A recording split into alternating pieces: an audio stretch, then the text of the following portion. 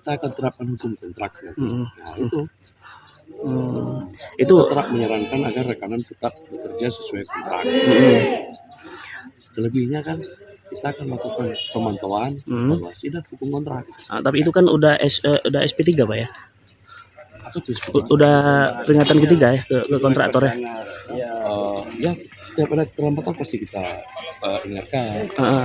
Pasti diingatkan. Itu kira-kira apa siap tepat waktu atau gimana Pak? Kita berharap siap, tetap berharap siap. Itu kan tergantung kemampuan si penyedia. Ini kan masyarakat Simelu kan udah mengharapkan dia 24 kilo dalam 2 tahun itu, tapi sampai sekarang baru 2,5 kilo.